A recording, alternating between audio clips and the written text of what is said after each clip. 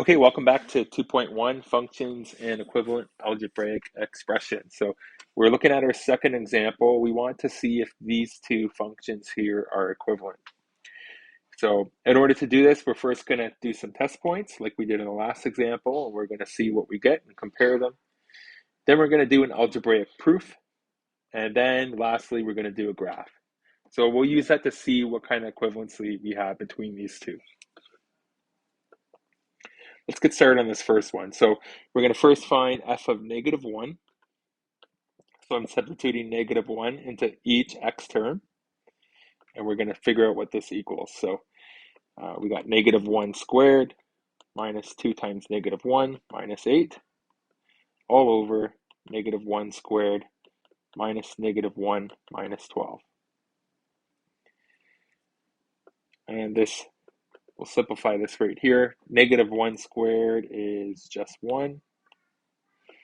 That's just 1. -2 times -1, that's just going to be 2, positive 2. So we have 1 plus 2 minus 8 on the top. And in our denominator, we got, this is just 1. This works out to plus 1. So we got 1 plus 1 minus 12. That's -10, right? 1 plus 1 minus 12. So on the top, we have 3 minus 8. That's -5. And over -10 on the bottom. So we just get 1/2. All right, let's check g of x. Let's plug -1 in. So we have -1 plus 2 over, I should put brackets around these wherever we're substituting in. -1 plus 3. Okay, that's just kind of good form to always do that. It shows where you're making a substitution. So on the top, -1 plus 2 is positive 1. And the denominator, -1 plus 3 is positive 2. So there we have it. We can already see so far so good. At -1, both those functions have the same y value of 1/2. Let's try 0. So f of 0, these are always nice and easy. We're going to have 0 squared minus 2 times 0 minus 8 over 0 squared minus 0 minus 12. So you probably, like, if you've kind of done enough of these and realize, like, when we sub in 0, those terms are just going to go away. And we're easily just left with this here. So I usually kind of just skip right to that when I do these. So -8 over -12. The two negatives cancel out to positive. I can divide both of them by 4, and I get 2 over 3. Okay, so yeah, divide both of them if you want by a -4, and the negatives will cancel. So, and we get 2/3. Let's try g of 0. 0 plus 2 over 0 plus 3. So those first two terms are gone, and we're just left with 2 over 3. All right, so far, so good. Let's try 1. F of 1. 1 squared minus 2 times 1 minus 8 all over 1 squared minus 1 minus 12. This will give us 1 minus 2 minus 8 over 1 minus 1 minus 12. So this gives us -11 over -12.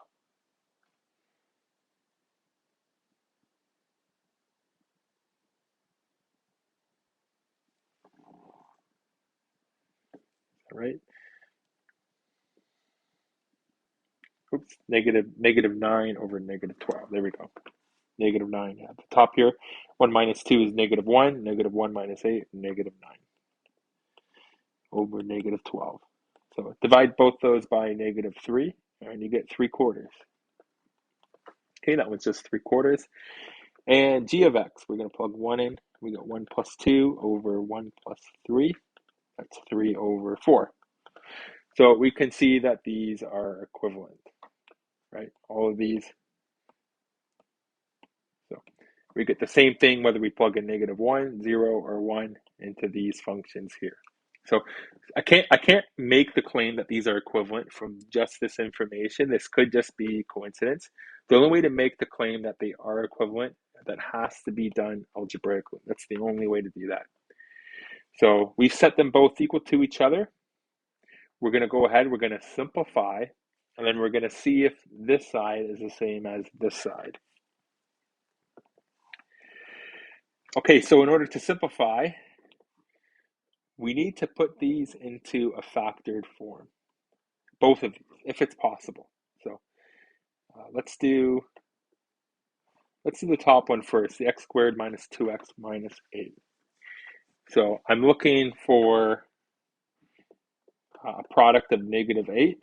So I need two numbers that multiply to give negative 8 and add a negative 2.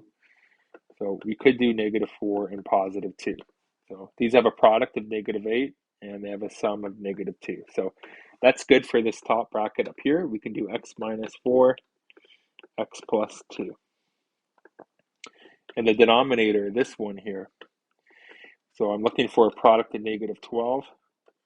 So I can do negative 4 and positive 3.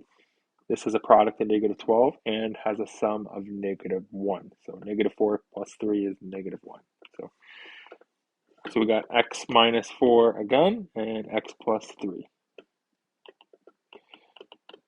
So what you can see here is that we have factors on the top and on the bottom. And let's close that bracket. And we can see that we can actually simplify this a bit because one of my factors on the top is being divided by the same factor in the denominator.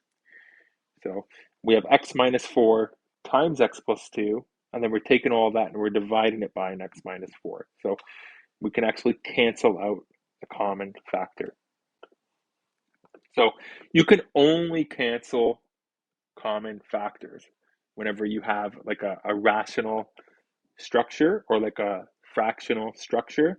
The only time you can cancel these out is if they're in factored form. So I'm going to write that in this right over here. Can only cancel common factors. Okay. So this cancellation is like really great. It really simplifies things, but only use it when you can. And you can only do it when it's in a factored form. So what I mean by that is if you look up here, you might be tempted to go, oh yeah, I got an x squared here, I got an x squared down here, I cancel those out. No, you can't cancel those out because these are terms that are being subtracted on the top, and you need to do this subtraction before you divide by that. So this whole thing up here is being divided by this and this and this, and you can't just cancel it out because it works out with one of them. Okay, because you actually need to divide all of this by this, this, and this. So when when it's in this setup, these are all called terms. They're just terms that are being either added or subtracted. So you can never cancel out terms, but if you take this polynomial and then factor it, like we did here, well, you can cancel out common factors. Okay, I'm going to give you just one more example because I know this is always something that can be a little bit tricky, and sometimes we get mixed up when we can or can't do something. So let's say, for example, we have the number 20 over 30. When we simplify this, what we're actually doing is we're actually writing these as factors. So like 20, we can rewrite this as 2 times 10. And 30, we could write that as 3 times 10. Now we can divide out common factors, and we're left with 2 over 3. Okay. So we can't do that, we can only cancel out common factors. That's basically the rule of thumb. So, okay, if you have a little bit of questions on that, you can always ask me during class. So, all right, so now we're just left with this, x plus 2 over x plus 3. We just showed that these are equivalent.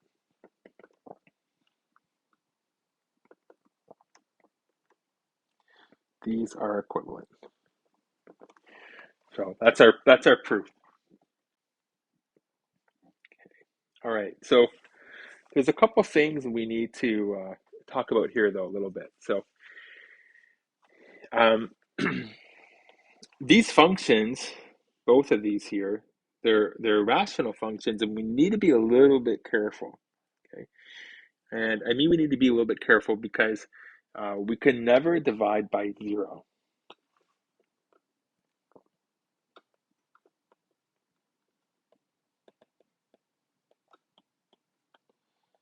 Okay, that's a like a big no-no for math, dividing by 0. So uh, when we have expressions, we always got to make sure that our denominator can never be 0. So there's some restrictions for these. So with this right side here, this expression, I can put anything I want in for x, the top and the bottom, the numerator, the denominator. I can put anything I want in there. However, I need to watch out for this guy down there in the denominator. I cannot ever have this equal to 0. So what could make this equal to 0? Well, you probably already thought of it, -3. You cannot put -3 into there because that makes this denominator 0. Okay. -3 also makes this one equal to 0 as well. Okay. How do I know that? Well, we factored it. It's going to erase those. When we factored it down here, we have our two factors, the x minus 4 and x plus 3. And if I put -3 in for x, that makes this 0. And when this becomes 0 and I got to multiply it by this here, the whole thing becomes 0. And that's undefined. So I have some restrictions I need to mention here. I need to say that x can't equal -3 because that would make both of these undefined because we'd be dividing by 0. And there's also one more too. So I know we canceled it out, but it actually still exists. So this one exists over here, this x minus 4. So, because remember, we're trying to say if whether this is equal to this one here. So this here, when I factor that, I get this for my denominator. Well, I can't put 4 into here either. That's not allowed. So 4 would make this one 0, and that makes this whole thing undefined. So I have another restriction. I'm going to add that right here, 4. What that basically tells me is that these two functions are the same everywhere, except that x can't be -3 and 4. X can't be -3 because it makes both of these undefined, and x can't be 4. It can be for this one. You could put 4 in and you're going to get a number. You're going to get, if you put 4 in, you're going to get 4 plus 2 over 4 plus 3, which is 6 over 7, and that's cool. That's fine. However, when you plug 4 into this one, you're going to see here that this becomes 0. And now we get undefined for this left side. So we can't say two things are the same if they're the same everywhere, but then all of a sudden have a problem at somewhere else. So we want to be like correct with everything that we say. So if I want to say that these two things are equivalent, I can say yes, they are equivalent, but then I also need to state some restrictions. They're equivalent everywhere except at these numbers. Okay, so I just want to make sure that's clear, and I'm going to write that out. So they were called f of x and g of x are equivalent everywhere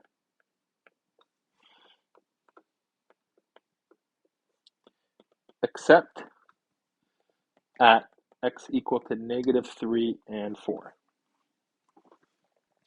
We're going to go ahead and we're going to take a look at this on the graph.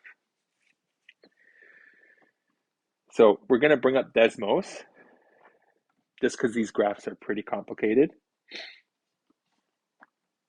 So you'll be doing this in the homework too, using this for some of the questions. So be careful, make sure you're using brackets.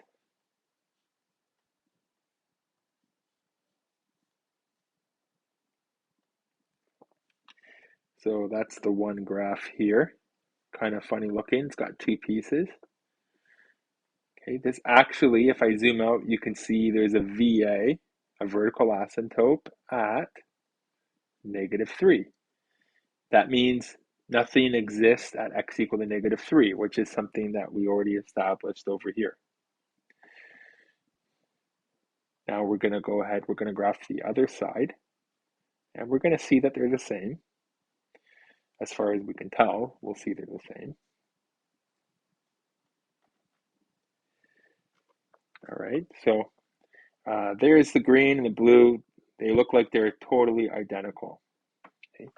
There's only one little problem. Okay, I'm going to turn the green one off, and I'm going to go for when x is positive 4. So positive 4 is right here.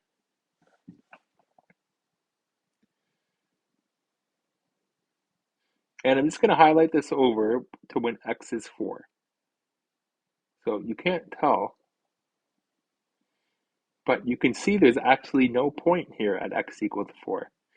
It's like there's a little hole in the graph. We have numbers before, we have numbers after, but right at 4, there's actually like a little gap right on the graph.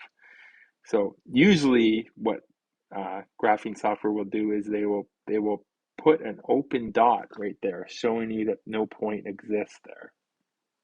Not all of them do that, but some of them do. So if I turn the green one on, so I'll turn that one off and the green one on, but notice the green one, that was not a restriction for it. So 4 was okay, 0.857. So, which was like 6 over 7 that we had found. So are these two expressions equivalent? They're equivalent everywhere except at x equal to -3 and 4. So we'll do a quick little sketch of this.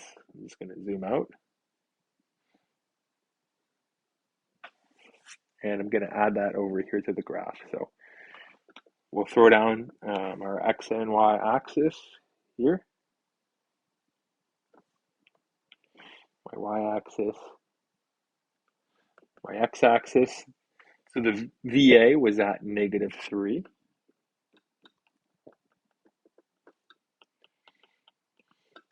So that's called the vertical asymptote.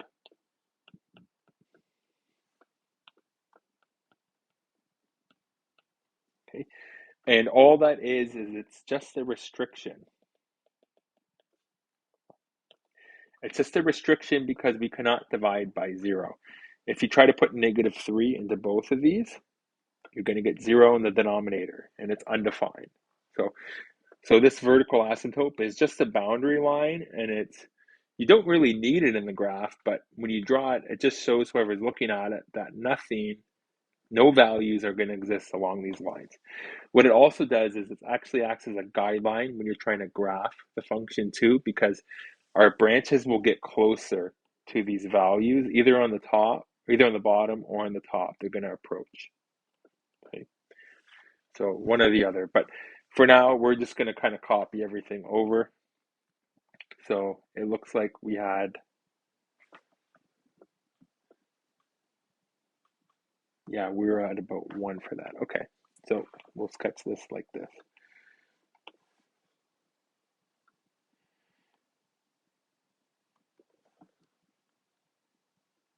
Looks kind of like that. And the other side looks kind of like this.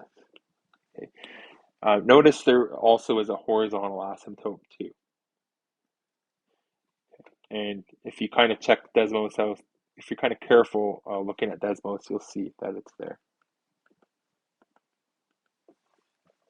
That's at x equal to 1. And that's called the horizontal asymptote. So those two asymptotes act as guidelines just for drawing the graph. Okay, now I just need to show that at 4, there is a hole in the graph. So there's a hole at 4, comma, and I actually know that value. I can get that from over here. So in the green graph, there is no hole. And when I plug in 4, I get 6 over 7. So that was 6 over 7 is the exact value. On Desmos, it was actually like 0.8 something. Yeah.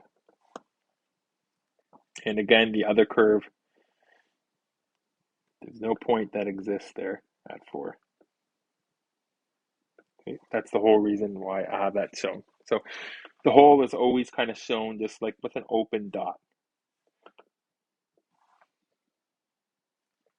So both those graphs are right on top of each other. If you wanted to try to show both, sometimes you can take like a different color and maybe like make it like a dotted line. And that's a nice way of showing that they're the same. But I don't expect you guys to do that. So, okay. All right. So that is that example. And I will see you shortly in the next video.